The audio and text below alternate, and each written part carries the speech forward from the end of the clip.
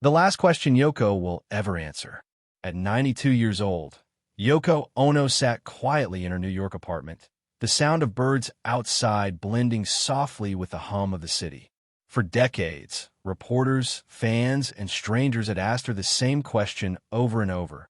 What was John really like? But now, something had changed. "I don't want to talk about John anymore," she said in a whisper. It wasn't anger. It wasn't bitterness. It was something deeper. For years, Yoko had carried the weight of being not just John Lennon's widow, but the keeper of his memory. Every song, every photo, every quote from the past dragged her back into a life that ended far too soon. People expected her to be a museum, a memory, a monument to a man who once changed the world with a guitar and a dream. But Yoko had her own dreams once, and no one ever asked about them. After John's death in 1980, Yoko became both praised and hated. Some blamed her for the Beatles' breakup. Others called her a genius.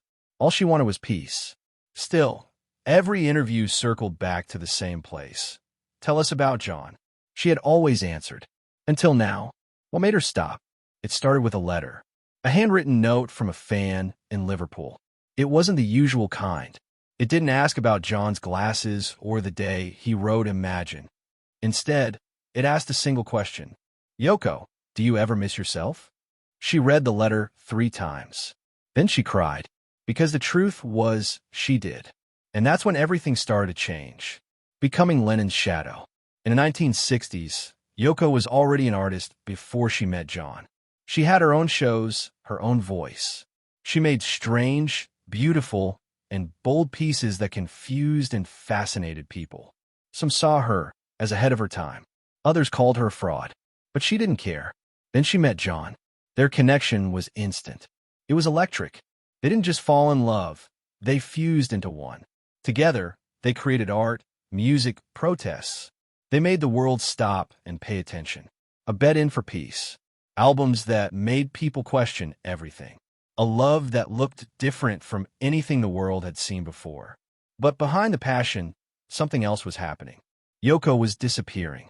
People stopped calling her Yoko and started calling her John Lennon's wife. Then the woman who broke up the Beatles. Then the widow. No one asked about her work anymore. Every interview, every conversation started with "when you and John," or after John died. She had become his shadow.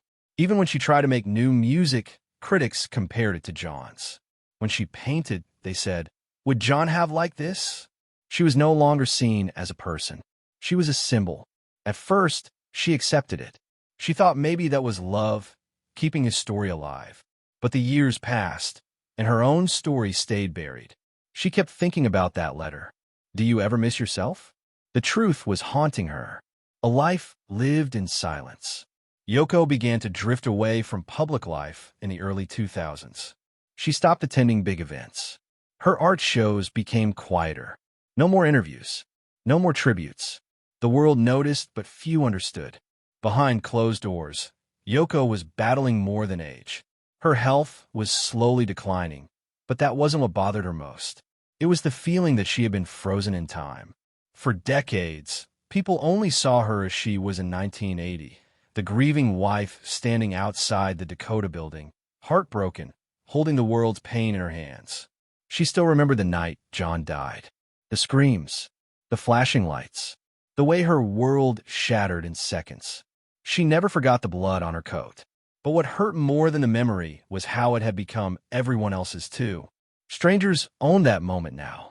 They replayed it in documentaries, analyzed it in books, made it part of pop culture. They never stopped asking, what did he say before he died? Did you know what happened? Do you still hear his voice?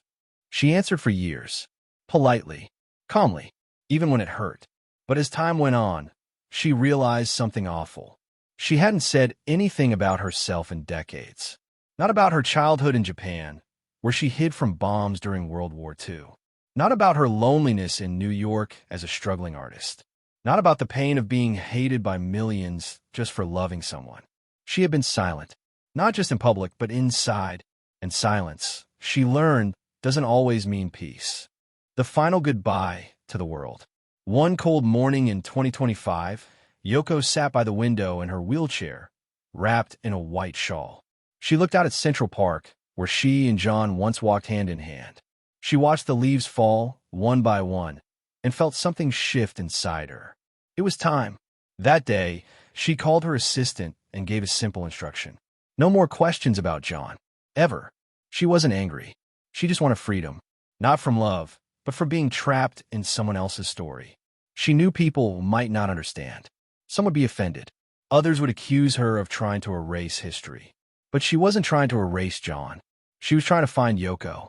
That same week, she released a short letter to the press. Just a few lines. I love John. I always will. But I am more than a memory. I hope you'll let me speak again. Not as someone's widow, but as myself. If not, then I will choose silence. The world was stunned. The woman who had spent 45 years answering every painful question now refused to say one more word. She had said everything that needed to be said, and for the first time in decades, she felt light. What the world never knew. In the weeks after her letter, something unexpected happened. People started talking, not about John, but about Yoko. Young artists dug into her early work and were shocked by what they found. Performances that were wild and fearless. Poetry that hit like thunder. Paintings full of grief and hope. Long before she was Mrs. Lennon, she had been a storm of creativity. And people had missed it. For the first time, fans began asking different questions. What did Yoko believe in? What made her laugh? What were her dreams? The answers were hidden in her art. Not in interviews. Not in gossip. In the colors, the sounds, the silence. She once said, "Art is the only place I can scream." Now, her scream was finally being heard. And it wasn't about John. It was about her. Yoko's last masterpiece. In her final years, Yoko Ono created one last piece of art. But it wasn't a painting. It wasn't music. It wasn't even a film. It was a choice. To be silent. To walk away from the questions. From the past. From the world that refused to let her grow old without dragging her back to the same moment again and again. That silence became her most powerful statement. It told the world, I'm not just the person who loved a legend. I am someone who lived, who hurt, who created, who survived, and who deserves to rest. Visitors still come to the Strawberry Fields Memorial in Central Park, just across from where she lives. Some hope to see her. Others leave messages. But she no longer reads them. Her life is no longer for public display. The woman who once said, "War is over if you want it," now quietly says, "Let me be." And the world is slowly learning to listen. Because sometimes the loudest truth comes not in what we say, but in what we choose not to say anymore.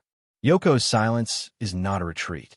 It is a boundary, a declaration, a final act of love to herself. And in that silence, her true voice is finally heard. The voice of a woman who dared to love without apology, who endured more hate than most could survive, who gave the world one of its greatest icons, and asked only to be remembered as more than a footnote in his story. In '92, Yoko Ono didn't just stop talking about John Lennon. She finally started speaking for herself. And that is the part of the story no one saw coming.